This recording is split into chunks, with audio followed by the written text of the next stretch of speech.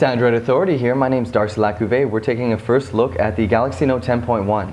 Now, this is a device that generated a lot of excitement when it was launched at Mobile World Congress in Barcelona last February. It was delayed for reasons we won't detail now. Let's just say it has something to do with Apple.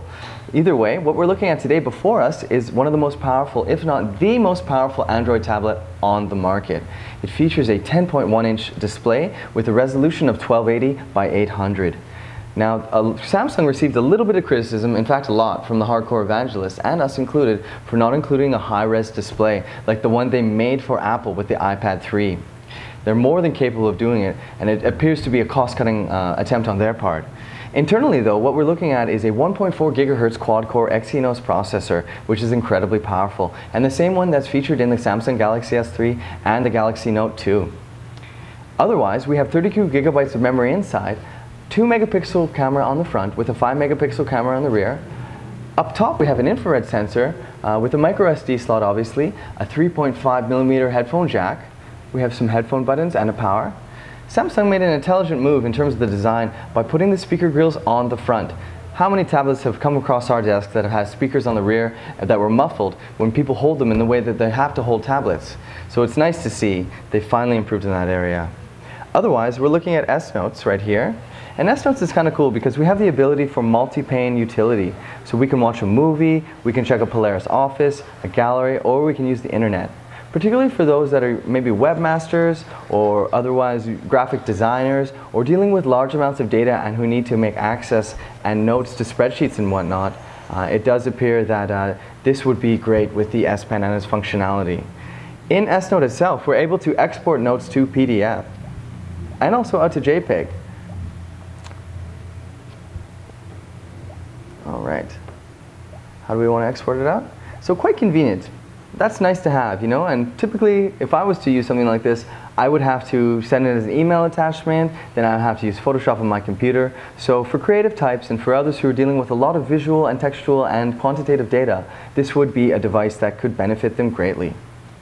Samsung included a whole bunch of other stuff which we're not going to get into.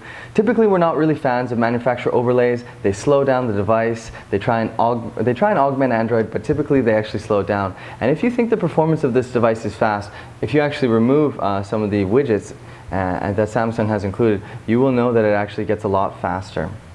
Either way, it is still one of the most powerful devices on the market, and in 3D gaming, it really has great smooth operation.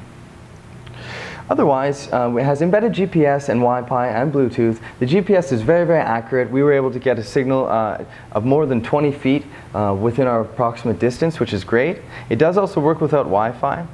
The S Pen is obviously created in partnership with Wacom, one of the leaders in the digital stylus space that Samsung has been collaborating with for over 2 years. It does claim that there is over 1,000 levels of pressure sensitivity, although it does seem like there's more like 5. So let's try and make a new note here just to show you a few things. Okay. So we can incorporate a lot of different stuff. It is quite responsive actually. We're here with Android Authority obviously. Something that I'm not really into, I'd be more about changing and copying over images, and if I find something, a cool little thumbnail or something, I would be interested in including that. So for me the S Pen doesn't really bring the greatest amount of attraction. Otherwise, we have a PLS LCD, which is known for its incredible brightness and low cost of manufacture for Samsung. Other than that, the device itself, the build quality is questionable. It does creak and groan under bending. The back does have quite a bit of flex to it. In terms of the aesthetic, it is very similar to the horizontal etching featured on the Galaxy S3 and Galaxy Note 2, that is. The flex makes me question it. We have a proprietary port on the rear and a microphone slot, and this is where our S Pen slides into, if I can get it in there approximately. Otherwise, the Wi-Fi is very good to connect. The speakers are very loud.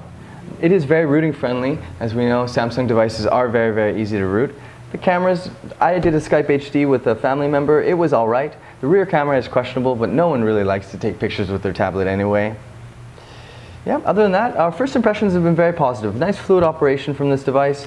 A demanding app, which is Overscreen, is very fluid, and you'll see that it loads quite quickly as well. Basically, this is an independent third-party app that offers you the ability to do a lot of different stuff. We can have multiple windows open at the same time.